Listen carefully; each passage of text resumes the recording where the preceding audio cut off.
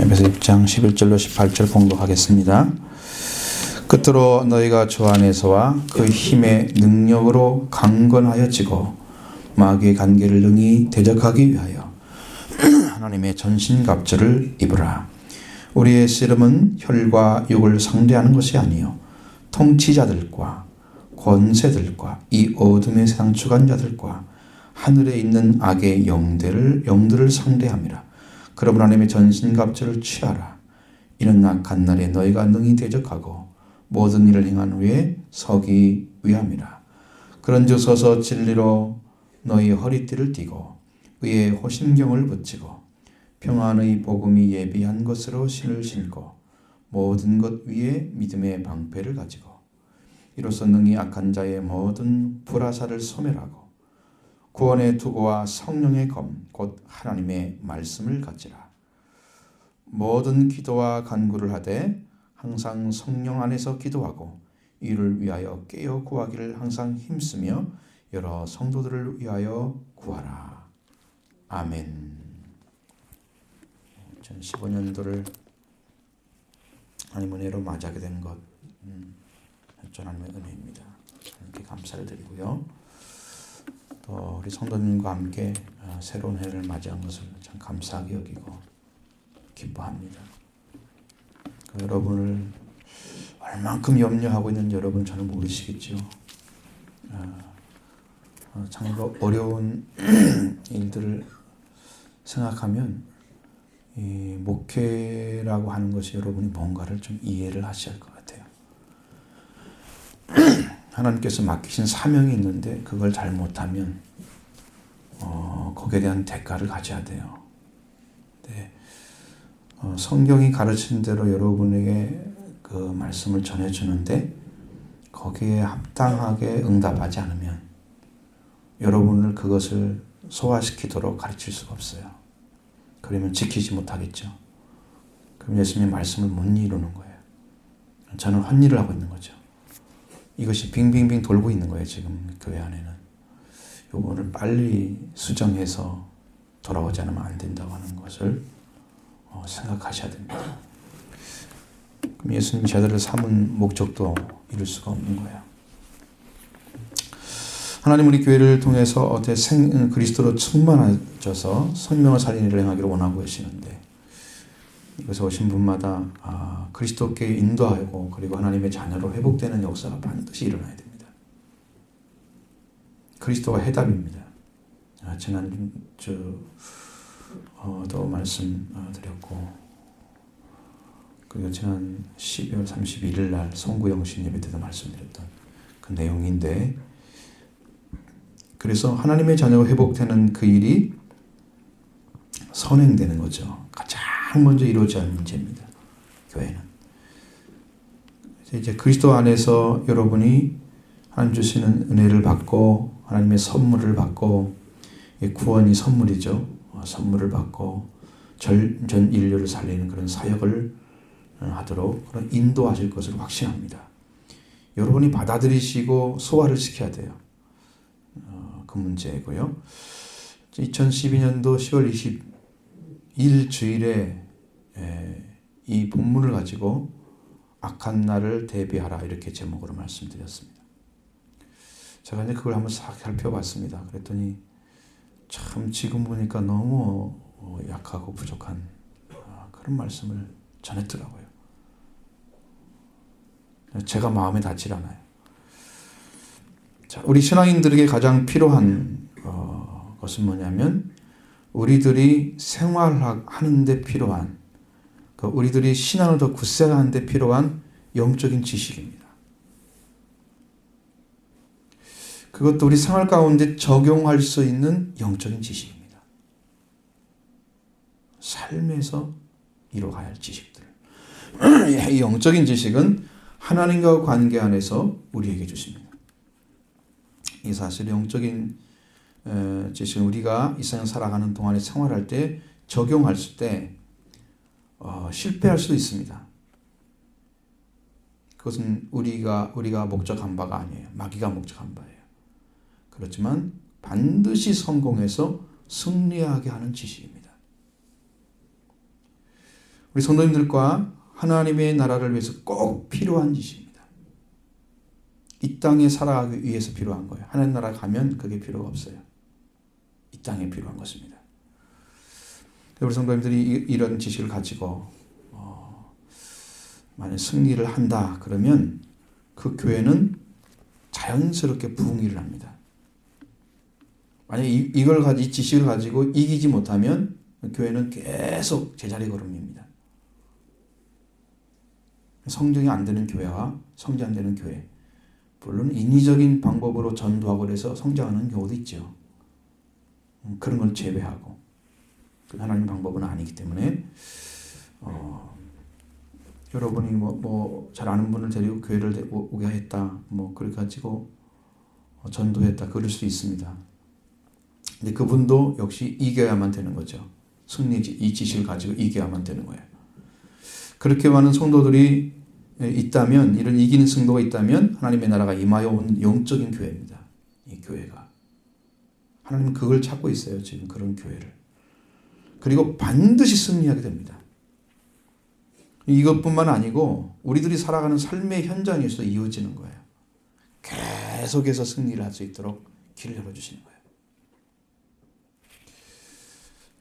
승리하는 길이 에베소 6장 16절에 결정적인 말씀이 있는데 그것이 하나님의 능력을 받는 비결입니다. 만약 이런 삶을 살아주기만 하면 여러분은 반드시 얻게 될 것입니다. 제가 2012년도에 제가 기도할 때 하나님 주셨어요. 여기 딱 왔을 때 엎드렸을 때 하나님께서 에베소 6장 18절 탁 그러시는 거예요. 저 귀에 들릴 정도로 소리가 딱 들려와서 딱 펴봤습니다. 그러니 기도하는 삶이었어요. 기도와 간구인데 그 기도와 간구의 삶이 얼마나 중요한지. 일반적인 기도를 할 수 있습니다. 근데 간구는 간청하는 기도예요. 깊은 기도예요. 아주 강력한 기도예요. 그 성령 안에서 그걸 해나가는데 그 기도하기를 힘쓰고 성도를 위해서 기도하는 그런 삶이 주어지기를. 하나님 그걸 원했습니다. 우리 교회에게. 근데 제가 이제 많이 부족해서 여러분이 그 일을 다 하지 못한 것 같습니다. 우리 교회의 영적인 능력은 사랑의 능력을 회복하기 위해서 기도해야 될 시점에 왔습니다. 성도들이 마음을 합쳐서 마귀의 공격을 효과적으로 막고 하나님 나라가 임하여 오게 하는 그런 거룩한 영적인 공동체로 서서 이 땅에 하나님의 나라를 회복하는 능력과 권능이 넘치는 그런 교회가 되어야 할 것입니다. 앞으로 그 길을 찾아야 돼요. 사명이기 때문입니다. 자, 먼저 10절부터 11절의 말씀 보십니다. 끝으로 너희가 저 안에서와 그 힘의 능력으로 강건하여지고 악의 관계를 능히 대적하기 위하여 하나님의 전신갑주를 입으라. 자, 사도 바울은 하나님의 전신갑주를 입어야 할 이유를 가르쳐주고 있습니다. 에베소 교회 성도들이 헤쳐나갈 영적인 무기를 가져야 한다 그랬습니다. 끝으로 앞에 지금 전대한 말씀들과 함께 마지막으로 얘기해주는 그 부분이 저 안에서와 그 힘의 능력으로 강건하여지고, 이게 첫 번째 이유입니다. 저 안에 들어가면 그 힘의 능력이 우리 안에 주어집니다. 그러면 그 주님과 더 가까운 관계에 있을수록 우리는 더 큰 능력을 갖게 되는 거예요. 힘을 소유하게 되는 거예요. 그러면 우리가 강해져요. 그래서 주 안에서라는 이 말은 법률적으로 소유자이신 주님께 속속되는 걸 말합니다.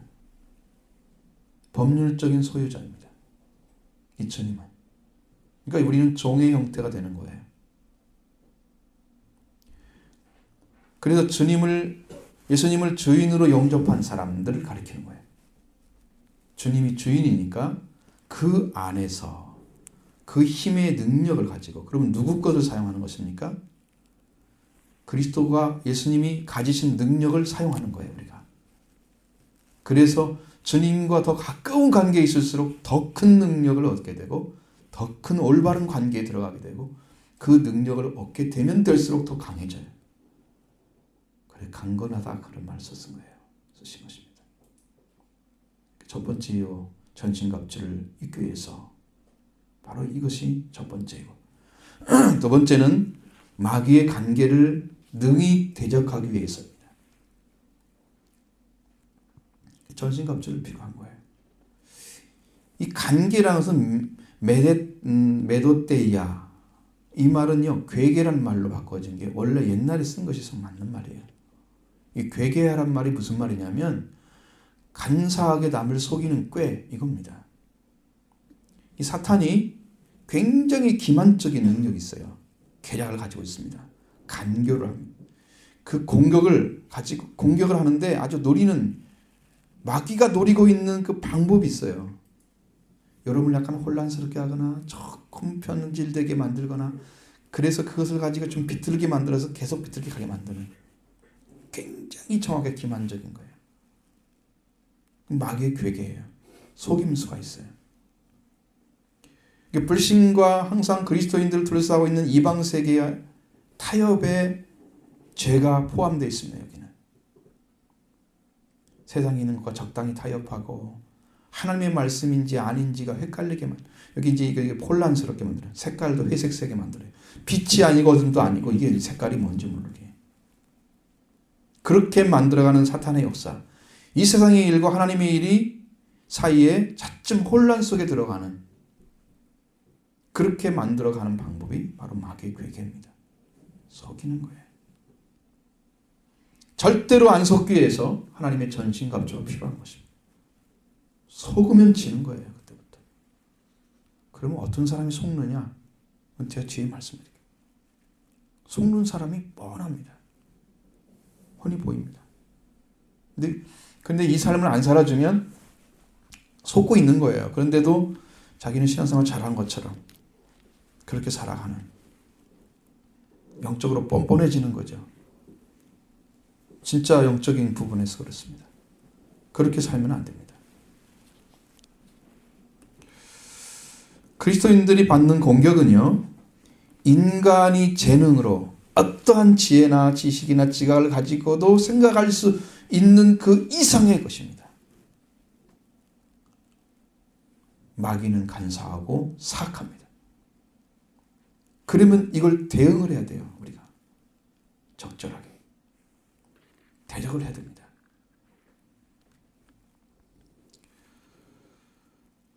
그래서 대항하기 위하여, 대적하기 위하여, 여기에 대적한다는 말은요, 마귀를 향하는 것을 의미하는 거예요. 마귀를 향하는 것을.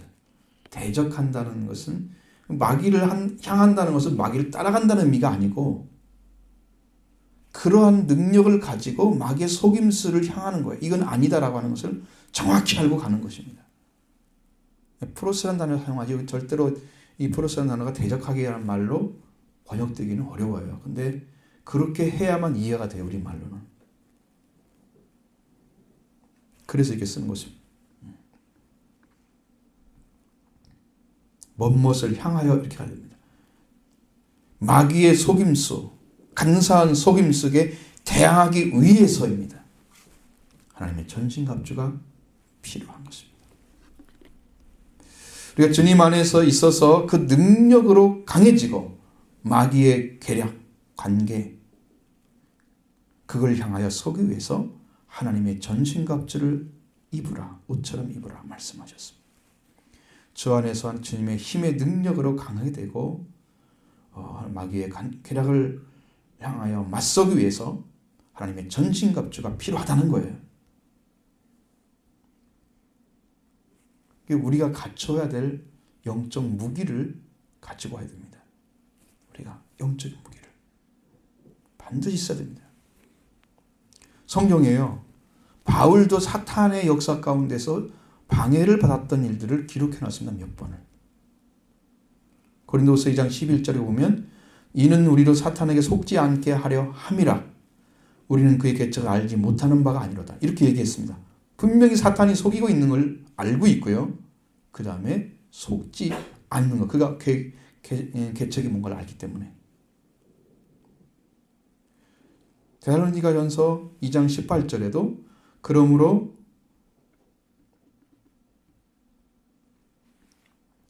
나 바울은 한 번, 두 번 너에게 가고자 하였으나 사탄이 우리를 막았도다. 분명하게 이야기합니다.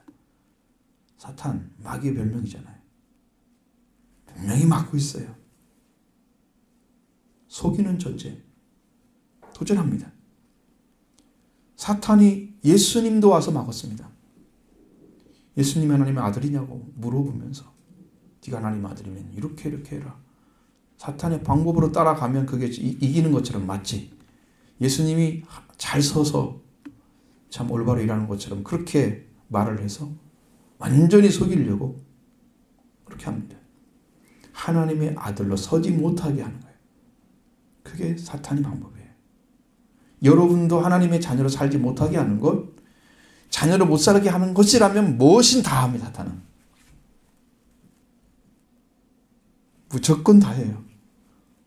별일이 다 생기는 거죠.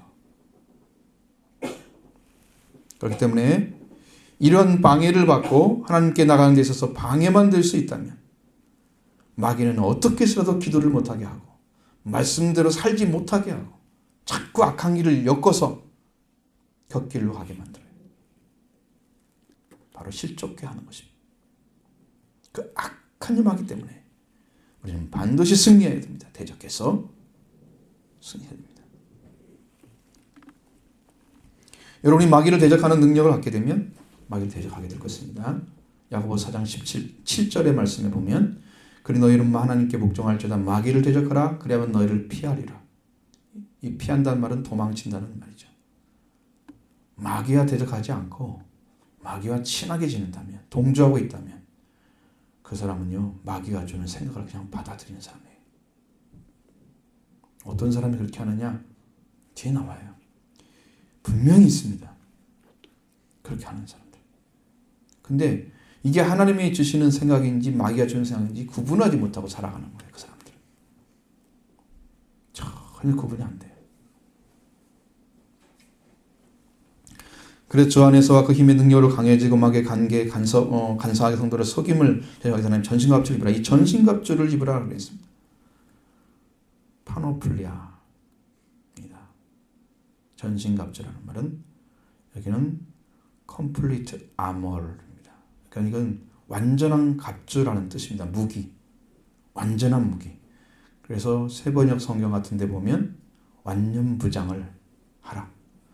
하나님의 완전 무장을 하라. 그렇게 나와 있어요. 무장을 한 말이 더 정확한 것 같아요. 근데 여기서 갑주란 말도 틀린 말은 아닙니다. 왜냐하면 그렇게 써 있어요. 저 영어 성경 같은 데 보면 이 갑주라는 말은요. 갑주의 의미는 갑옷과 투구를 말하는 거예요. 이 갑옷 전체를 입잖아요. 그 다음에 투구가 써져야 돼요. 그 갑옷이 이제 이렇게 어깨 아래로 쭉 연결시켜서 다리까지 가잖아요. 발까지. 다 입어지면 투구가 써지고 투구가 써진 사람에게 방패를 주고 그 다음에 칼을 주는 거예요. 이거 안 써 있으면은 이거 칼 갖고 있으면 쏘아 드는데 공격만 한다고 이기는 게 아니에요. 방어를 잘해야 이깁니다. 방어 무기가 더 중요해요. 우리가 가져야 될 분이에요. 이게 바울은 얘기했습니다. 완전 갑주, 하나님의 완전한 갑주를 입으라. 그리스도인의 영적 무장을 말하고 있는데 이 완전한 갑주는 바울은 허리띠, 흉배, 신발, 방패 그렇게 하고 갑주가 들어갔으니까 투구와 검까지 들어갑니다. 6가지 장비가 있어야 된다는 거예요. 그리스도인들은. 이 바울은 구약의 모델을 따라서 말씀했습니다. 근데 실제적으로 로마 군의 장비를 염두에 두고 이야기하는 것 같습니다. 그리스도를 따르는 하나님의 자녀들은 마귀의 괴계를 속지 않게 해서 하나님의 전신갑주를 입으라. 전신갑주는 싸움에 나가는 군인이 방어와 공격을 할 수 있는 모든 장비를 가리키는 말입니다. 완전 무장하는 군인을 비유해서 군사로서 그 장비를 갖춤으로써 마귀를 대적하는 능력은 이거다 라고 그것을 비유로 설명해 주고 있는 것입니다. 그래서 우리는 그 갑주를 입게 되면 넉넉하게 승리합니다. 그러나 하나라도 빼놓게 된다고 하면 우리는 이길 수가 없습니다. 마귀를 못 이겨요. 그렇게 되면 싸움에 이건 넉넉하게 못 이깁니다. 싸움의 전쟁력이 있죠. 악한 날에 마귀를 능히 대적하기 위해서 악한 영과 싸워서 승리해야 되기 때문에. 실질적인 승리를 가져오기 위해서 우리에게는 방어용 무기와 공격용 무기가 있어야 됩니다. 그리고 완전한 갑주. 우리는 이 다 방어할 수 있고 우리는 끝내 싸워서 마귀를 쳐 승리할 수 있습니다. 그 무기가 두 가지 종류가 필요하죠. 자, 그러면 그리스도인들이 씨름해야 할 대상이 뭔가 설명해 주죠. 12절 말씀 봅니다. 우리의 씨름은 혈과 육을 상대하는 것이 아니요 통치자들과 권세들과 이 어둠의 세상 주관자들과 하늘에 있는 악의 영들을 상대함이라. 여러분, 싸움의 대상이 누군가를 알아야 싸우죠. 그렇죠? 백전불패를 하려면 대상이 누군가를 알아야 돼요. 누구하고 싸우는지 모르고 준비 어떻게 합니까? 여러분, 모든 경기를 보십시오. 분석관들이 이 팀은 어떤 칼날을 가지고 있기 때문에 누가 나오면 어떻게 공격할 거다. 그런 걸 다 숙지를 해가지고 가르쳐 주잖아요. 그걸 잘 분석해서 정확히 알고 있는 팀이 더 승리율이 훨씬 높습니다. 물론 기술도 필요하지만. 이 분석을 못하면 지는 거예요. 이 씨름이라는 말이 실제적인 씨름을 말하는 거예요. 여러분, 레슬링 영어로는. 한국적인 씨름을 생각하면 안 되고요. 프로레슬링 그러니까 또 프로레슬링 생각하면 안 돼요.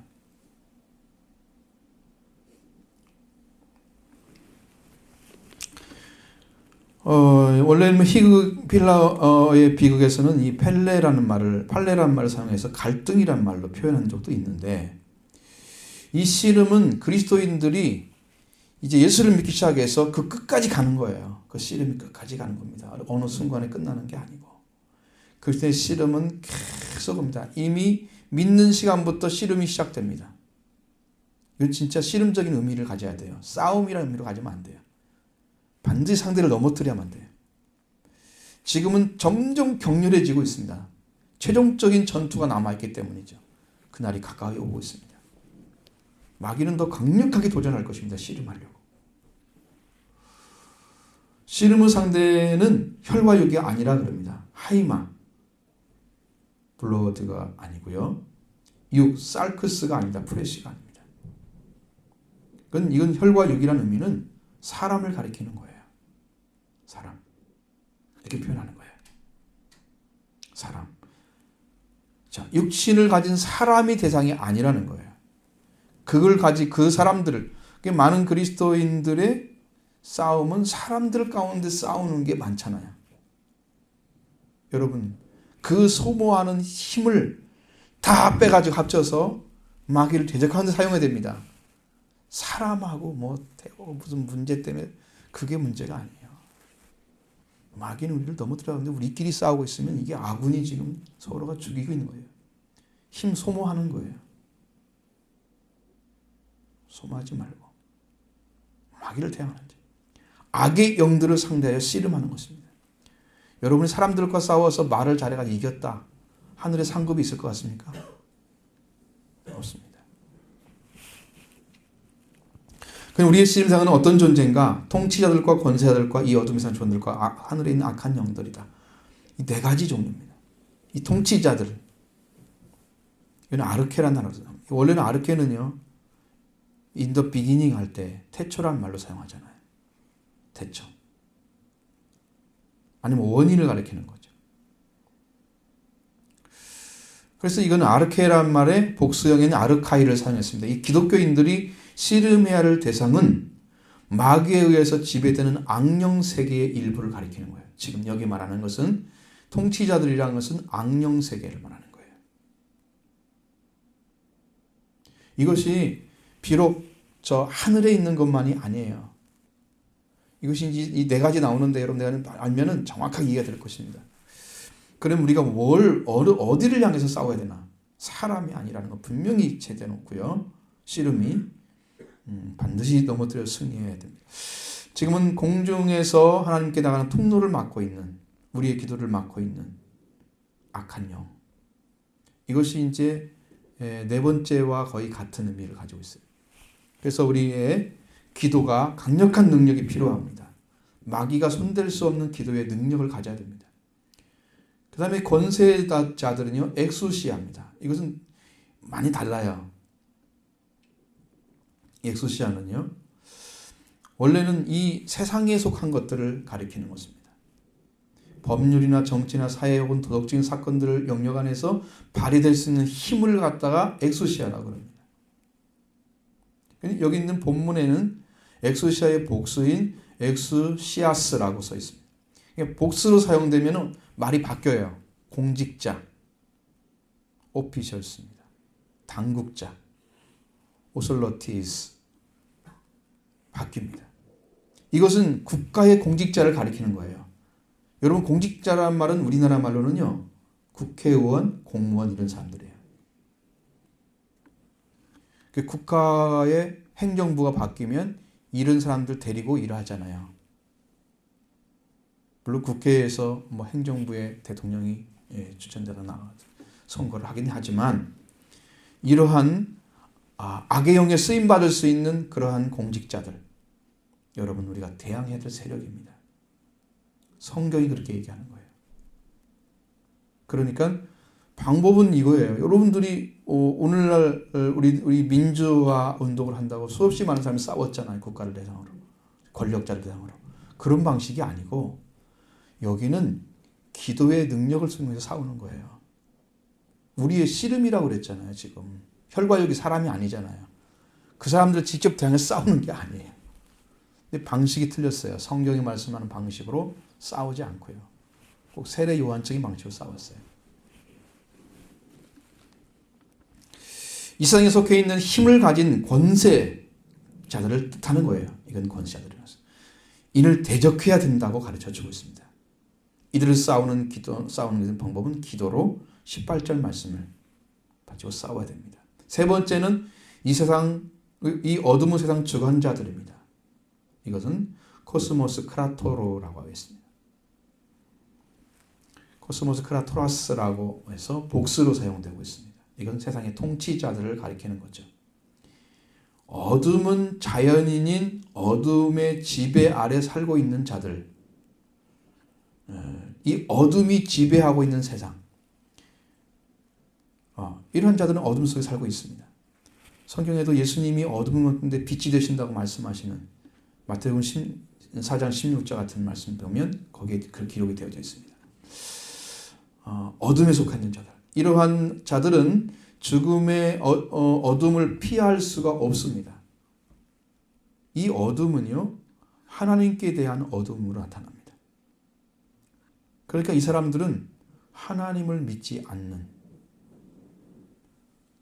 않고 있기 때문에 하나님을 모르는 세상에서의 통치자들, 어둠에 속해 있는 자들입니다. 그리고 계시자를 만나기 전에는 모든 사람들은, 그 사람들의 생활은 어둠과 죄 안에 놓이게 됩니다.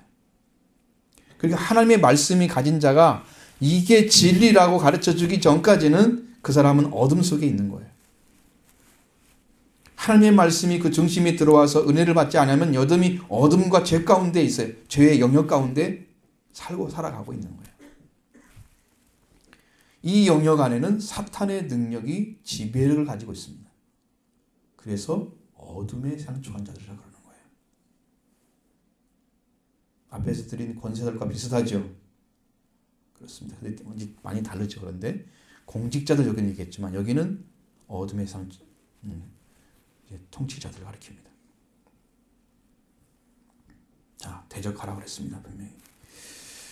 그리고 씨름으로 상대할 대상은 하늘에 있는 악한 영들. 네 번째는 이 영들은 하늘에 속해 있는 존재들, 하나님께 속한 것이 아니에요. 하나님께 속한 것이 아니고, 근데 그들은 인간보다는 능력이 커요. 근데 하늘에 있는 하나님의 세계에 있는 영적인 권세를 가진 자들, 천사들도 막 굉장히 높은 위치에 있는 자들도 있어요. 그 영들을 지배하는 존재. 그건 낮고, 우리 인간들, 타락한 인간들이 가진 세상의 그 높이보다는 훨씬 높고, 그래가지고 중간에 있어요. 중간층에. 사람에 속할 수도 없고, 그 다음에 하나님께 속할 수도 없는 그 존재. 그걸 가지고 성경은 악의 영들이라, 악한 영들이라 그렇게 말합니다. 우리의 씨름은 악령이 지배하는 악령의 세계와 그리고 공직자들과 어둠의 세상 통치자들과 하늘에 속한 악한 영들을 향한 것이다. 그 악한 영들에 대해서는 이제 뒤에 또 말씀드리면 이해가 될 것입니다. 무엇이 어떻게 되는지 시간이 너무 짧으니까 다 말씀드릴 수는 없고, 이 씨름은요 반드시 이기게 됩니다. 승자만이 하나님의 나라의 영광을 차지하게 되는 것입니다. 성경에는 이긴 자만이 하나님 나라에서 누려야 할 영광이 약속되어 있습니다. 진 자는 없습니다. 성경에서. 그래서 이들을 제압하기 위해서는 하나님의 온전한 전신, 갑주를 입어야 된다 가르쳐줍니다. 13절 말씀 같이 봅니다. 그러므로 하나님의 전신 갑주를 취하라. 이는 악한 날에 너희가 능히 대적하고 모든 일을 행한 후에 서기 위함이라. 취하다는 말은 아날람바노입니다. 집어 올리다. 취하단 말이죠. 똑같은 말인데 취하단 말은 이건 자기 것으로 만들어 가지다 그런 말입니다. 여기서는. 자, 하나님의 전신 갑주를 여러분이 여러분의 것으로 만들어 가져야 됩니다. 소유해야 됩니다. 이건 하나님의 은혜에 속한 것이고 하나님이 우리에게 줄 수 있는 것들입니다. 이 지식은 그래서 완전한 갑주를 입으라 그랬고 그 입는 사람이 내 것입니다. 11절에 말씀하셨죠? 입으라. 입는 것. 옷을 입는 사람이죠. 여기는 13절에는 취하라. 자기 것으로 만들어 가지라. 이렇게 명령을 했습니다. 여기에서 말씀을 하시는 취하라 하는 것은 갑주의 하나하나를 우리가 가져야 할 신앙의 요소로 우리 가져라 말씀하시고 있는 것이죠. 그것은 반드시 있어야 됩니다. 언제 왜 이렇게 말씀 가지고 서야 되느냐? 악한 날에 능히 대적하고 모든 일 행함에 서기 위해서입니다. 하나님 앞에 서야 되기 때문입니다. 여러분 능히 대적해서 싸워서 승리자만이 하나님께 가는데요. 하나님께 가서 서는 거예요. 그러면 악한 날이 무엇일까? 이 악한 날은 위기의 날, 고통과 위난의 날입니다. 여기서는 악한 날은요 치명적이며 파멸을 가져오는 날입니다. 이때에는 어떤 일이 벌어지냐면 대외적으로 아주 강한 박해와 핍박이 따라옵니다. 기독교인의 교제 안에서 일어나는 대내적인 시험으로 말미암아 아주 그냥 싸움이 굉장히 강렬할 때, 극심해질 때, 그 죽음의 날, 그 날이 올 것입니다. 오는데 그 마귀가 특별히 세력을 발휘할 그 날입니다. 그 영적으로 보니까 그는 아마겟돈 전쟁이에요. 근데 이제 여러분들이 지금 저는 계시록을 배우고 있지만 나중에 여러분이 말씀 드릴 때가 올 거예요. 그 말씀을 통해서 아마겟돈 전쟁이 그리스도가 오기 직전의 싸움입니다. 이 땅에 예수님 오시기 직전에. 지금 그날을 향해 가고 있는 거예요. 악한 날입니다. 그날이. 사탄이 최고의 힘을 발휘해서 하나님을 대적하는 그날이 올 것입니다. 그날까지도 승리하고 서기 위해서 지금 하나님의 전신갑주를 가져가라. 취해서 네 걸 만들어라. 왜? 그렇지 않으면 이길 수가 없기 때문이죠. 사람의 능력으로 어림도 없습니다. 이 악한 날에 너희가 능히 대적하고 모든 일을 행하는 위해 서기 위해서입니다. 우리는 반드시 이 일을 행해야만 되는 거고 반드시 서야 되고 우리가 그 일을 하기 위해서 부름받은 거예요. 그래서 여러분은 마귀에게 쩔쩔매고 살아가는 삶이 아니에요. 여러분은 하나님을 위해서, 하나님의 나라를 위해, 하나님의 일을 위해서 마귀를 대적하는 자리에 세워주신 것입니다. 그건 예수 그리스도를 영접한 주 안에서 그 힘의 능력과 그리고 마귀의 괴계, 속임수를 속지 않기 위해서 필요한 거예요. 그래서 그리스도인은 이 악한 날이 이르기 전에 준비되어야 합니다. 그날이 되어버리면 그때는 끝입니다. 전신갑주를 지금 입어야 됩니다. 그리스도인의 생활에서 이루어져야 할 많은 일들이 있습니다. 봉사할 수 있는 기회도 있습니다. 그러나 바울이 위대한 일은 심지어 자도의 직분을 감당한 사람일지라도 마지막 날에 가서는 버림받을 수 있다는 것을 깨닫고 있죠.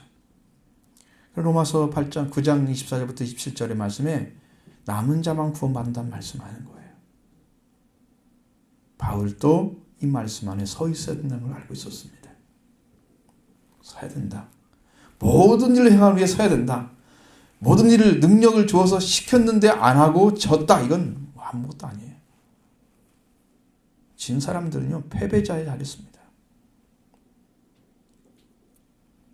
마귀에게 졌기 때문에 그 사람은 갈 곳이 없습니다. 마귀가 있는 집으로 가야 되겠죠. 자, 그러면 완전 갑주는 무엇일까? 14절 말씀에 보면 몇 가지 나오죠. 같이 봅니다. 그런즉 서서 진리로 너희 허리띠를 띠고 의의 호심경을 붙이고. 그런즉 서서라는 말은요, 그러므로 준비를 갖추고 있어서 이런 말입니다. 자, 준비를 갖추고 있어야 되겠죠. 우리가 하나님의 전신갑주를 입을 준비를 갖추고 있어야 됩니다. 근사로 부름받은 자로서의 자세, 태도가 필요합니다. 은혜를 받은 자로서 하나님의 교회를 들어오고 그 다음에 예수 그리스도를 믿는 자로서 그 자세가 필요합니다. 반드시 입어야 되기 때문에 어떻게 구원을 받고 그 은혜를 입어서 하나님의 자녀들에서 하나님의 일을 행하는지를 밝게 알아야 된다는 거예요. 준비가 되어 있어야 내가 이 일을 위해서 준비하는구나. 그리고 그걸 받아들여서 여러분이 쓸 수가 있는 거예요. 완전한 갑주를 취할 준비를 하십시오. 그래서 하나님께 돌아오는 것입니다.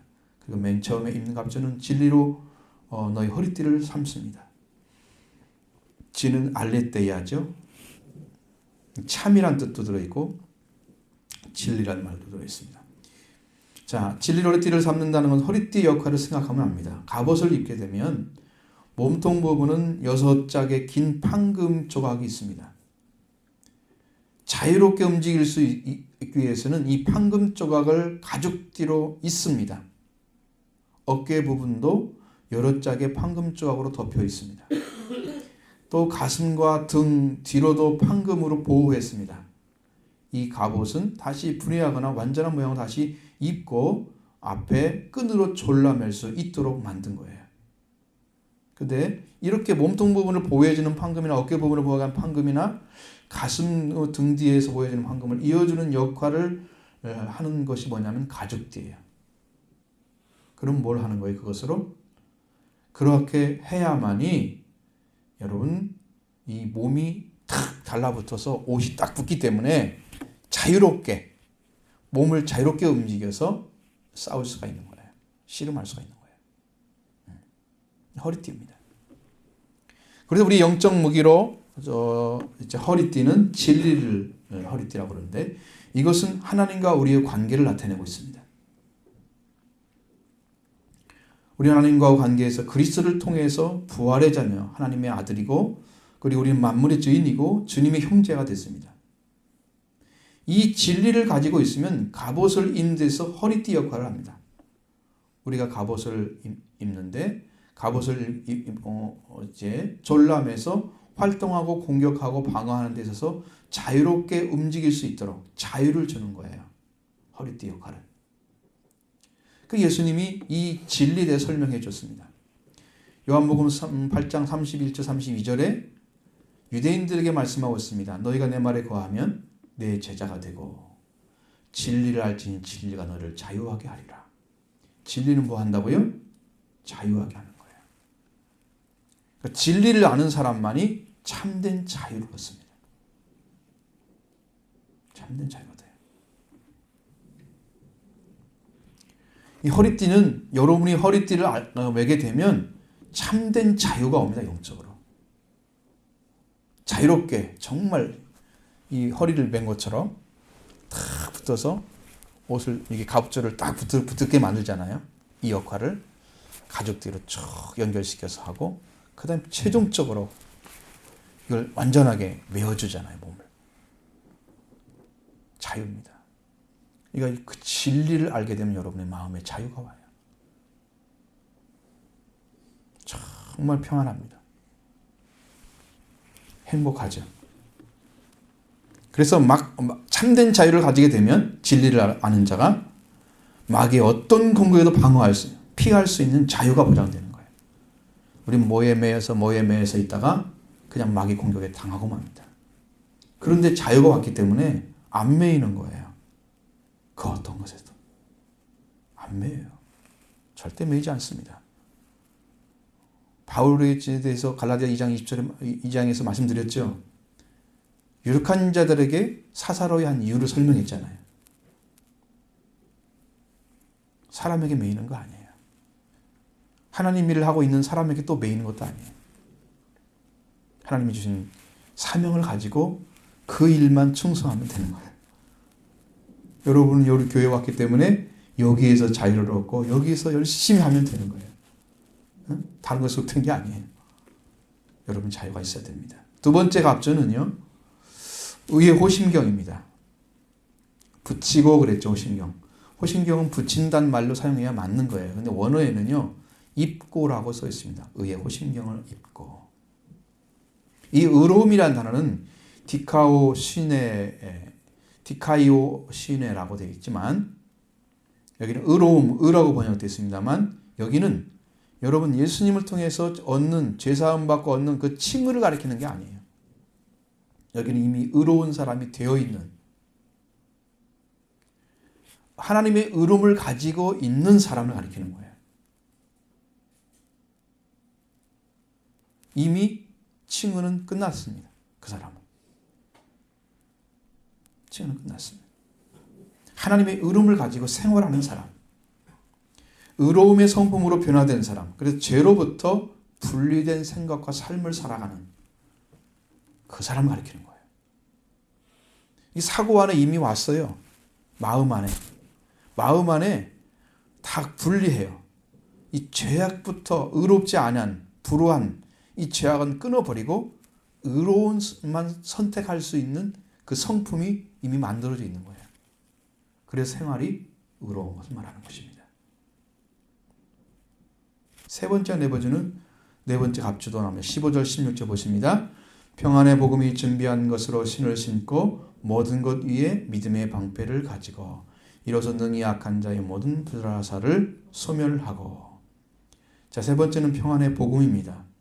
복음은 좋은 소식입니다. 가장 어려운 것이 평화가 없는 삶입니다. 전쟁 상태의 삶이 가장 힘들죠. 전쟁이 되면 노인들, 어린아이들, 여자들, 약한 자들이 다 피해를 입습니다. 그러니까 여러분도 영적으로 노쇠해졌거나 어리거나 연약한 자리에 있는 사람들은 피해를 받습니다. 그러니까 평화의 복음이 와서 여러분의 마음에 피폐된 삶을 다시 회복시키고 이 복음의 역사가 우리 가운데 이루어지면 이 복음은 예수 그리스도 복음인데 예수 그리스도를 말미암아 여러분이 하나님과 화평한 관계가 만들어져서 있으면 여러분은 신을 신은 것처럼 땅에 신을 신죠? 그럼 발이 닿잖아요. 그 신을 신다는 의미는 생활을 가리키는 거예요. 발이 닿는 곳마다 여러분이 평화를 얻는 거예요. 평화를 이루어지는 거예요. 불화를 평화로 바꿔주는 힘을 가진 자들. 이렇게 준비된 신을 우리가 신어야 된다는 거예요. 이 신을 여러분에게 주는 거예요. 그러니까 그리스도를 통해서 이미 평화가 온 사람들. 그분이 신을 신고 있는 그 삶을 살아가요. 평화를 만들어가요. 그 예수님도 화평케 하는 자는 복이 있나니 하나님의 아들이라 일컬음을 받을 것이요. 이 화평케 하는 복음을 가진 자예요. 하나님의 아들의 자리에 쓴 사람을 얘기하는 것입니다. 이게 자녀예요. 이것이 여러분이 필요해야 된다는 거예요. 그 다음에 모든 것 위에 방패를 가지라. 믿음은요, 계시로 주어진 그리스도 안에 있는 자의 믿음입니다. 믿음은 믿음의 대상에 대해서 알게 될 때 오게 되는 거예요. 우리가 무엇을 믿느냐? 그는 믿음의 대상을 알아야 무엇을 믿는 걸 알아요. 하나님이 어떤 분이고 예수 그리스도가 어떤 분인가를 알게 하시는 그 계시가 여러분에게 왔을 때 여러분의 믿음은 방패와 같이 견고하게 됩니다. 그래서 악한 세력의 공격을 막아내는 능력을 발휘합니다. 하나님이 누구고 예수님이 누군지 잘 모르고 나도 믿음이 있다라고 마귀가 막 불화살을 쏘아대요. 이 화살도 보통 화살이 아닙니다. 원어를 보면 그냥 화살, 우리가 말하는 불 하나 붙이는 화살, 그런 얘기가 아니에요. 아주 강력한 화살입니다. 왜냐하면 이 화살이 끝이 뾰족한 무기라고 그러잖아요. 벨로스라고 화살을 마귀가 쏘는 화살이 있어, 불화살이 있습니다. 그 불화살은 하나짜리가 아니에요. 머리가 2개짜리예요. 화살인데 하나만 쓰면 하나 잡잖아요. 불이 2개 붙어 있어요. 더 강력하죠. 2배가 강하죠. 이 불을 붙인 게 달려오면 순식간에 환란이 오고 순식간에 여러분 도전하는 세력들이 막 닥쳐오고 막 그래서 여러분이 막 어떤 일이 막 벌어지고 막 그러면 정신이 없잖아요. 그때 하나님의 계시를 받고 믿음을 가진 사람들은 끔찍없습니다. 이길 수가 있는 거예요. 불화살을. 그 환란이 다가올 때 위협적입니다. 불화살이. 여러분 그냥 화살만 와도 무서운데 불을 붙여봐봐요. 몸에 딱 들어갔다 하면 몸 전체가 타잖아요. 옷이 타버리면 몸이 타는 거죠. 치명적입니다. 맞게 되면 죽는 거예요. 이것을 우리를 공격해서 불을 사르듯이 우리를 제거할 목적으로 쏘아대는 거예요. 마귀가. 믿음의 방패는 이것을 소멸하게 하는 거예요. 진화시킵니다. 불을 꺼버리는 것이죠. 앞에서 드린 방패, 디레오스는 로마인이면 누구나 다 알고 있는 것입니다. 나무로 만들어진 스쿠톰이라는 신체에 거의 전부를 방어할 수 있는 것입니다. 이 방패는 굉장히 커요. 이 방패를 싸고 있는 물에 적신 가죽 덮개, 적신이라고 그러죠. 물에 적신 가죽 덮개는 불화살을 사용하는 송진에 담궈있던 쌍두전, 이 머리가 2개짜리 달린 불화살을 탁 쏘아도 막는데 아주 효과적으로 만들어져 있습니다. 아주 효과적이에요. 그러니까 바울은 이 악마의 간계, 속임수, 그리고 화전, 불화살, 이 모든 걸 다 알고 있었습니다. 이것은 인간의 혀에서 나오는 화살이에요. 인간의 입에서 나오는 불결함, 이기심, 의심과 공포, 그리고 실망의 화살들이 그리스도를 향해서 막 쏘아대는 거예요. 그리스도인들은 교회에 대해서 불만을 가진 사람들이, 교회에 대해서 나쁘게 생각하는 사람들이 그걸 가지고 얘기하면 거기에 동조하거나 피해갈 수 없이 그냥 무심코 받아들이는 경우가 많죠. 하나님의 교회는 원래 그게 아닌데 지금 우리가 잘못 살아가지고 있는 거야. 하나님 말씀이 틀린 게 아니고 그리스도인이 잘못 살아가지고 거 회개한다고 얘기를 해야죠. 근데 그들의 말을 다 받아들여서 막 쏘아대면 그냥 다 얻어맞아. 인간의 입에서 나오는 거예요. 사탄이 사용하는 것이죠. 그리스도인을 태우고 파괴시키기 위해서 지금도 계획하고 있습니다. 마귀는. 교회가 깨질 수만 있다면, 목회자가 무너질 수만 있다면 마귀는 어떤 방법으로도 공격해서 타격할 것입니다. 교회를. 그때 믿음의 방패를 안 가진 사람들, 말씀으로 그들을 깨뜨릴 수 없기 때문에, 불을 끌 수가 없기 때문에 그들의 말에 동조해서 같은 자가 되는 거예요. 이렇게 넘어지면 안 되죠. 여러분 승리해야 됩니다. 믿음의 방패가 꼭 있어야 되는 거예요. 이런 인간적인 말들은요, 말씀을 믿지 않기 때문에 마음에서, 인간의 마음에 나오는 그런 말들이죠. 하나님께 오면 계시의 믿음을 가진 자들은 이 무기들을 소멸시키고 빗나가게 할 수 있습니다.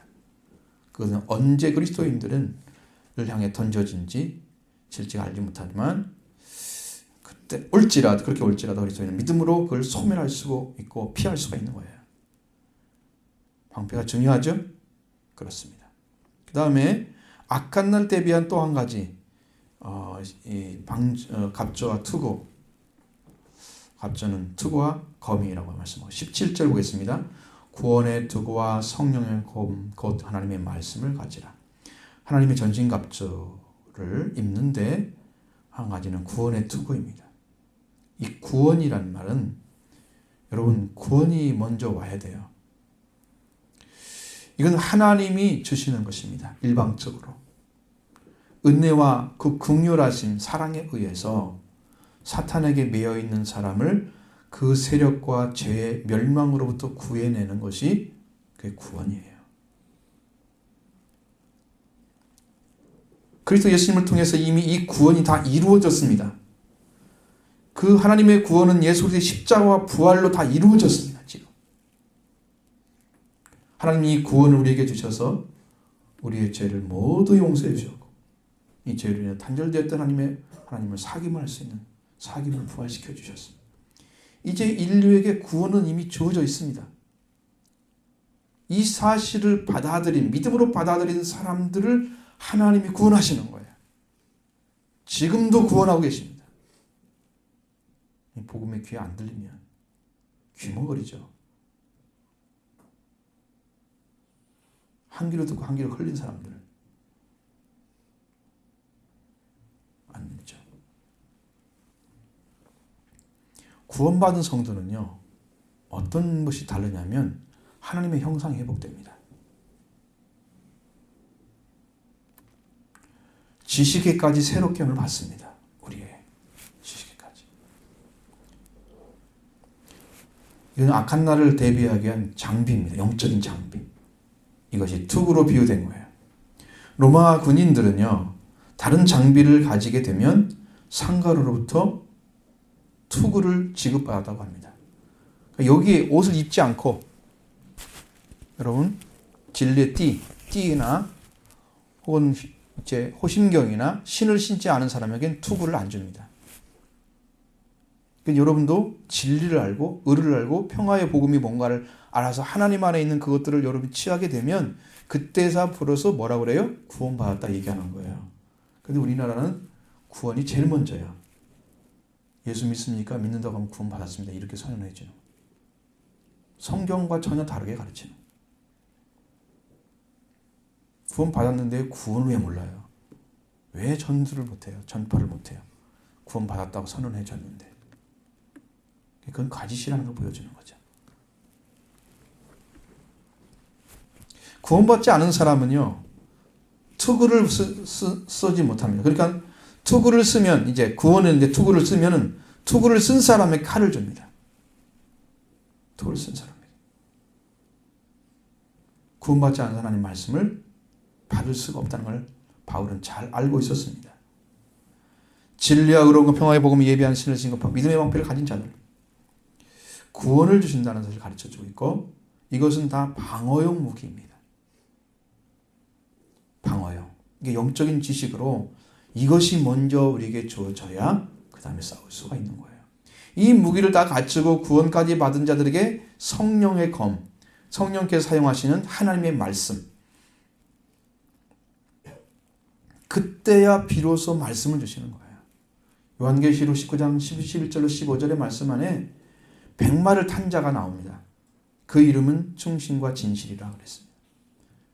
공의로 심판하시는 싸우는 그분인데 15절에 보면 그 입에 예리한 검이 있다. 그것으로 만국을 치겠고 친히 그들을 철장으로 다스린다 말씀하셨습니다. 권세가 있어요. 하나님께서 사용하시는 말씀은 성령께서 함께 하신 사람에게 주시는 검으로 영적인 무기입니다. 이 최종적인 무기.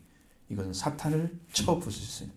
예수님은 사탄을 쳐 이겼을 때 그 최종적인 무기 하나님의 말씀을 가지고 쳤어요. 그래서 이긴 거예요. 예수님에게 구원이 필요하겠습니까? 이미 하나님의 아들로 살리는데 그죠? 구원한 게 없는 거예요. 그를 구원시키는 것이죠. 그러니까 예수님은 그런 능력을 가지고 계신 거죠. 우리의 무기를 가져서 마귀가 우리를 데려가서 살아가는 마귀를 데려가서 살아가는 능력을 갖고 그 다음에 씨름해서 이겨야 됩니다. 이 무기를 가지면 악한 날에 능히 대적하고 모든 일을 행한 후에 설 수가 있게 되는 거예요. 하나님의 전신갑주. 그러니 여러분 그것을 반드시 가져가기 바랍니다. 사람이 만든 어떤 것도 마귀를 대적하는 능력을 갖지 못합니다.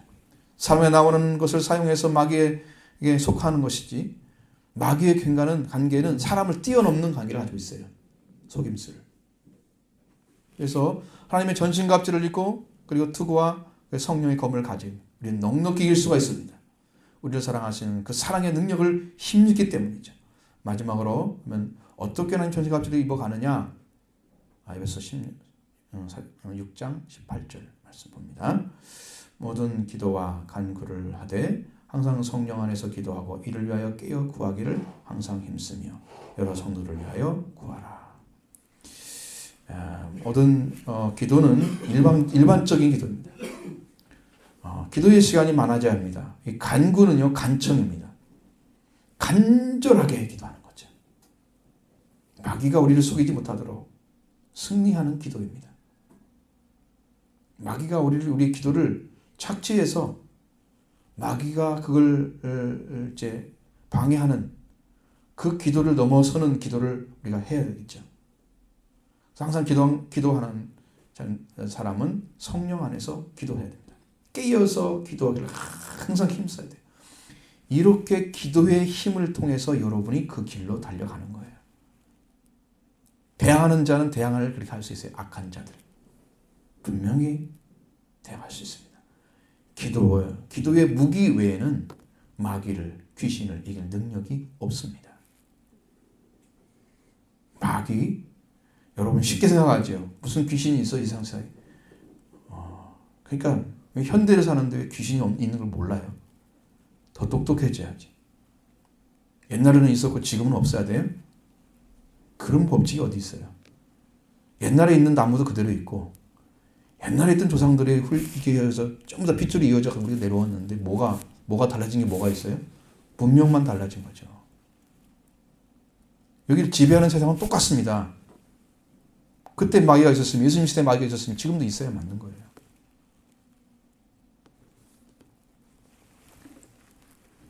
그럼 여러분 기도하지 않고 있는 사람들은 어떻게 약한지를 제가 한 목사님의 그 설교도 아니고 기도에 대해서 쓰는 것을 제가 이제 여러분이 찾아보면 나와요. 이분에 대해서 유튜브에도 나오고요. 제가 여러분한테 올려주기도 했습니다. 그런데 여러분이 이걸 들어봤는지도 몰라요. 성의가 있었으면 들어봤을 거고 가르침 받지 않으려고 한 사람들은 이것조차도 안 들을 거예요. 이건 목회가 아니에요. 이건.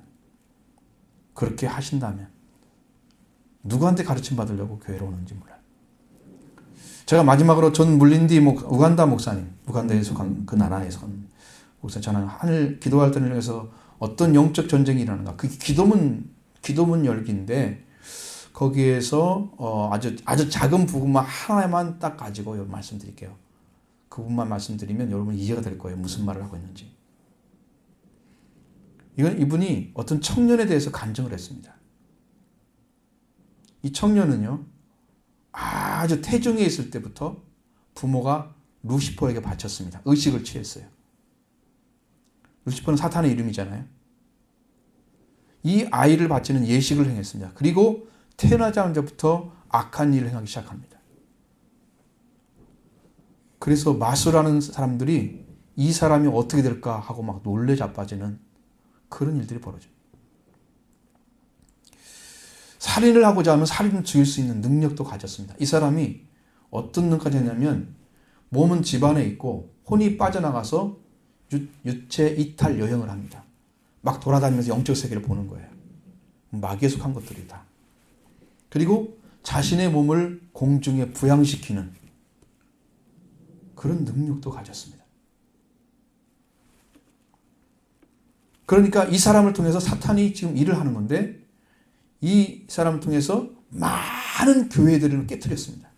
악의 공격을 찬양해가지고 그리고 목회자들도 많이 이 사람 때문에 파괴됐습니다.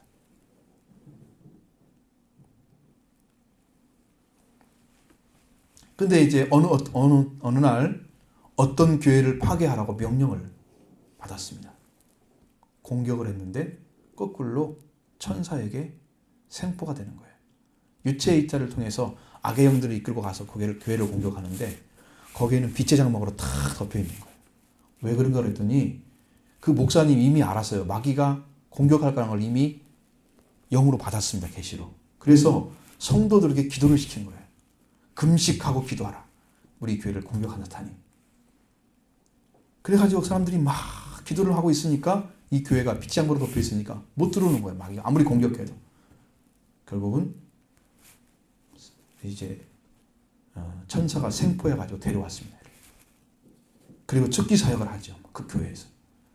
그래서 그 자리에서 이 사람이 마귀가 막 그 덮여있던 그 영적에 들어가 있던 그 마귀들이 다 빠져나왔습니다. 그리고 이제 회개가 일어난 거예요. 이 사람이 엄청난 힘을 가지고 이 마귀에 속한 자들을 해방시키는 사역을 하고 있습니다. 엄청난 능력을 가지고. 왜? 영적인 세계를 알기 때문에요. 하나님께 속해버리면 그는 더 강력한 사람이 돼요. 그 사람이 기도하면서 일어나는 현상에 대해서 써놨습니다. 그분의 이야기를 지금 가져온 거예요. 자신이 공중에 있을 때 기독교인들이 기도를 하면 세 가지 형태로 나타난다고 했습니다. 연기처럼 보이는 기도가 있습니다. 그 기도는 빙빙 돌다가 사라져 버린다고 했습니다. 그런 식으로 기도하는 사람들의 기도는 늘 연기처럼 사라진다는 것이에요. 그들은 자신들의 삶에 죄가 있으면서 그 죄를 다루려고 하지 않는 사람들입니다. 그런 사람은 기도가 너무 약해서 이리저리 불려다니다가 공중에서 사라진답니다. 기도해도 아이고 답답해 안 되는 분들이 있죠. 자기 죄를 안다고 하는 사람들이에요. 회개하지 않는 사람들. 기도입니다. 어떤 사람은 기도가 일어나서 바위같이 단단한 어둠의 도끼까지 갑니다. 아까 말씀드린 뭐예요 이것이? 영적인 악한 영이 있는 세계. 말씀드렸죠. 어둠의 영적 주관자들 있죠. 그런 존재들이에요. 도끼까지는 가요. 근데 바위처럼 덮여 있다고 합니다. 그 세계가. 여기를 뚫지 못하고 기도가 끝나는데 이 사람들은 어떤 성격을 가진 신앙하는 사람들이냐? 사람들은 그 사람은 정결하게 살아요. 생활은 정결합니다. 그런데 기도할 때에 믿음이 부족합니다. 기도할 때 사용해야 되는 다른 이게 영적인 요소를 다 가지지 못하기 때문에 부족한 기도를 드리는 거예요. 그래서 기도가 탁 벽에 부딪혀 툭 떨어지고 그걸 통과를 못해요. 세 번째 기도 형태입니다. 이게 중요한 거예요. 이 기도 형태는 불로 가득 찬 연기 같다고 합니다. 얼마나 강력한가. 이런 기도가 나오게 되면 너무 뜨거워서 바위에 닿으면 바위를 녹여버리는 거예요. 이게 마귀가 맡고 있는 그 영적인 세계를 파괴시키는 거예요. 녹여버리는 것이죠. 그리고 바위를 뚫고 나갑니다. 사람들이 처음에 기도를 시작하면 연기처럼 약한 기도를 합니다. 그러면서 기도가 계속 날마다 기도를 하게 되면 기도하다 보면 기도가 바뀌어서 두 번째 기도가 되고 더 강하게 하면 세 번째 기도에 불이 들어가기 시작합니다. 자, 근데 이때가 문제예요. 강력한 바위를 뚫는 그 영적인 그 강한 기도를 하는데 이 어둠의 영들이 성도들이 기도하는 걸 보다가 불이 들어가기 시작할 그 사람들에게 다가옵니다. 짭니다. 마귀들이요 얼마나 정확한지 아셔야 돼요, 여러분. 공격을 어떻게 하는지를. 기도하지 못하게 딴 생각을 들게 하라고 명령을 합니다. 그러면 이 지시를 받잖아요. 그러면 이들이 와가지고 옵니다. 사람들에게, 성도들한테 기도하는 자리에 집중하지 못하게 다른 일 하게 만듭니다. 많은 사람들은 그 마귀가 방해를 하게 되면 기도를 포기한다 그래요. 어떤 사람들은요 기도하면 더 진노를 합니다. 회개하고 말씀으로 막 더 강력하게 하나님께 기도하고 나가죠. 믿음으로 나가요. 기도의 초점을 명확히 하고 하나님을 향해서 나갑니다. 집중적으로 기도합니다. 그때 아주 강력한 기도가 되죠. 근데 이제 이 어둠의 영들이 이 성도들이 기도할 때 강력해질 때 방해를 시작합니다. 그 전에는 생각만 하게 만들었잖아요. 더 강해지면 더 강하게 나와요. 이 강한 기도를 하고 있을 때 전화벨을 울리게 만듭니다. 그럼 전화를 받고 가잖아요. 전화를 하고 나서 다시 기도해야 되지. 기도가 안 됩니다. 왜? 이것은 강력한 기도를 할 때 막 하나님의 영이 막 같이 함께 하거든요. 그러면 그 전에 기도한 것처럼 똑같이 할 것으로 생각하고 또 그 자리에 앉아서 기도를 하는데 그 사람은 처음부터 시작해야 돼. 거기가 아직 안 뚫어졌습니다. 때로는 어떤 분이 뭐냐면 신체의 일부에 고통을 줍니다. 그래서 그분을 만져가지고 다른 데 신경 쓰게 만들죠. 어느 때는 이 사람이 너무 배고파, 이제 기도하면 배고파니까 밥을 먹고 와서 해야 되지. 그래서 요리를 할 수 있습니다. 마귀가 어떤 생각을 하게 만드냐면 기도를 할 때에 그 장소를 떠나게 하는 거예요. 그 장소를 떠나게만 할 수 있다면 온갖 종류의 방법을 가지고 다 방해를 하는 거예요. 마귀 방법이에요, 그것이. 집중 기도를 못하게 하는 거죠. 그렇게 되면 어둠이 승리를 하게 되는 것입니다. 많은 사람들은요, 기도할 때 아주 평안한 기도를 합니다. 그런 기도를 해갖고는 이길 수가 없습니다. 평안한 기도는 언제든지 할 수 있지만 여러분이 정말로 하루에 한 번만큼은 집중하는 기도를 해야 됩니다. 아무것도 방해받지 않는 기도를 반드시 해야 이 불이 나오는 기도, 불이 섞여진 연기 같은 기도가 됐을 때 승리할 수 있는 거죠. 이런 기도를 계속하게 되면 영적으로 깨어나기 시작합니다. 계속해서 기도가 하면 영이 강력해집니다. 그 기도에 불이 들어가서 바위가 녹죠. 바위가 녹게 되면 악한 영이 견디지 못합니다. 그리고 인간의 혼도 견디지 못하고 도망갑니다. 영적인 영역에서 구멍이 뚫리는 거예요. 그 영역에서. 기도할 때에 힘들었던 그런 고통들이 다 사라져버리고 기도가 아주 쉽고 즐거운 것이 되고 강력하고 집중적이 되는 거예요. 근데 그때 사람들은 그 기도가 시작되면 시간이 얼마나 흘러가는지 모르고 기도를 드립니다. 무질서해져서 그런 게 아닙니다. 하나님의 시간을 주장해서 기도하도록 하는 거예요. 이 기도가 우리에게 필요한 것입니다. 그래서 간청의 기도를 말씀드린 거예요. 기도와 간구로. 자, 모든 것을 내려놓고 오직 하나님께만 연합된 것 같은 그 아주 행복함을 느낍니다. 기도할 때. 그럴 때는 기도는 아무런 저항도 받지 않습니다. 사탄이 손도 못해요. 그 기도는 아무런 방해도 없이 원하는 만큼 기도할 수 있습니다. 그런데 문제가 뭐냐면 기도하고 나면 거기에 하늘에 구멍이 뚫려 있습니다. 여전히. 그 구멍이 나옵니다. 여러분 기도로 응답받았는데 기도 응답이 이루어지지 않는 사람이 있죠. 그 이유가 뭔지 아십니까? 기도할 때 이것이 열려져 가지고 구멍이 뚫렸는데 마귀가 닫아버린 거예요. 하나님이 역사할 수가 없어요. 그 기도가 계속돼야 되는데 응답받고 말아버린 거예요. 이런 상황이 되는 거예요. 자, 그러면 구멍이 열려지는 그 뚜껑 있는 사람들은, 제가 기도를 많이 한 사람 들어보니까 그 말을 해요. 저도 영적으로 구멍 뚫린 것을 봤습니다. 얘기해요. 이게 기도한 사람 다 알아요. 우리가 기도를 안 하기 때문에 문제였지. 제가 그래서 말씀을 드리는 거고, 이렇게 해야 우리가 살 수 있습니다. 이게 기도 뚜껑이 열려져서 이렇게 되면 그런 사람들은 어둠에 덮게 움직이지 않게 돼 있죠. 그래서 그들은 열린 하늘문 아래서 움직이게 됩니다. 그때 마귀는 사람에게 아무것도 할 수 없습니다. 하나님의 임재가 하늘로부터 내려와서 기둥처럼 사람들 삶 속에 막 들어옵니다. 그들은 보호를 받고 있습니다. 그 기둥이 아주 강력한 힘을 가지고 있어서 그들이 같이 가면은요, 안 믿는 사람일지라도 그들을 하나님 그 영이 와서 만져줘요. 영을 막 붙잡는 거예요. 그리고 다른 사람 안에 어떤 것을 했는지, 악이 어떻게 존재하는지도 다 파악이 됩니다. 영적으로. 그 다른 사람이 말을 하면 그들은 다른 사람까지도 하나님의 임재의 기둥 안에 들어오게 돼서 어둠의 멍해지가 아주 약해집니다. 이 영적인 돌파가 일어나야 돼요.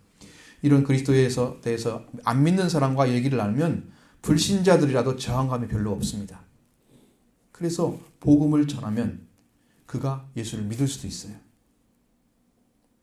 우리가 사람이 친하기 때문에 교회 나와라 해가지고 오는 그런 방식과는 전혀 다른 거예요. 그렇게 해서 이들이 만약에 능력을 받아가지고 치유를 하게 되잖아요. 그렇게 되면 하나님의 임재가 없는 경우와 완전히 다른 능력으로 나타나게 되는 것이죠. 사탄은요, 그런 사람들을 아주 싫어합니다. 우리가 정기적으로 계속 기도를 드린 장소에서 하나님의 임재가 내가서 머무르게 되고, 그러면 하나님을 모르는 사람일지라도 그곳에서 기도를 하잖아요. 그러면 갑자기 봉기가 약해져서 자기도 그런 은혜를 받는 것처럼 느끼는 거예요. 제가 여러분이 이게 사무엘상 3회 할 말씀드릴 때 사울이 선지자들과 함께 만나고 나서 갑자기 성령의 충만을 받고 막 거기서 방언을 하고 이런 말 나왔죠. 예언했던 말씀이 나오죠. 바로 기도를 많이 한 장소에 갔기 때문에 그 일이 벌어진 거예요. 사울이 하나님의 영을 받은 게 아니고, 아시겠죠? 그게 바로 그런 관계입니다. 그래서 우리가 인내심을 가지고 계속 기도하고 그 다음에 그런 기도의 능력을 가지고 불신자에게 가면은 불신자를 이끌어갈 수 있습니다. 은혜 가운데 들어가게 만드는 거예요. 그걸 잘못하면은 그 일이 잘못되잖아요. 그래서 불신자가 그 말씀을 듣다가 말아버렸잖아요. 그렇게 되면은 사탄은 그 사람을 절대 안 놓기 위해서 훨씬 더 강력한 능력을 가지고 그걸 괴롭히는 거예요. 그러니까 예수를 믿다가 만 사람들은 돌아오기가 훨씬 힘들어진다는 걸 아셔야 돼요. 오늘 우리 교회는 강력한 기도 용서가 필요합니다. 에베소 6장 16절 18절 말씀 안에 여러분 있죠? 다 같이 한번 읽어보겠습니다. 모든 기도와 간구를 하되 항상 성령 안에서 기도하고 이를 위하여 함께여 기도하기를 항상 힘쓰며 여러 성도를 위하여 구하라. 자, 오늘 여러분들이 이 말씀을 들었으면 이제 삶으로 옮기십시오. 기도하기 시작하기 바랍니다. 강력한 기도를 할 때까지 기도하셔야 되고요. 그 기도의 문이 열리면 제가 기도하라고 필요가 없습니다. 그 사람은. 하고 싶어서 견딜 수가 없어요. 근데 그 전까지는 어떻게 해야 돼요? 기도를 하라고 말씀드려야 돼요. 그래야 여러분이 완전 무장을 할 수 있죠. 마귀에 대적하고 능히 모든 행할 위해 설 수 있습니다. 가장 큰 기쁨 중에 하나님의 영광을 입은 자녀가 될 것입니다. 나는 여러분들 다 그렇게 되기를 바랍니다. 이 첫 주의 예배를 통해서 신 말씀이 여러분 안에 반드시 세워져서 여러분의 능력 있는 성도로 살아가시길 바랍니다.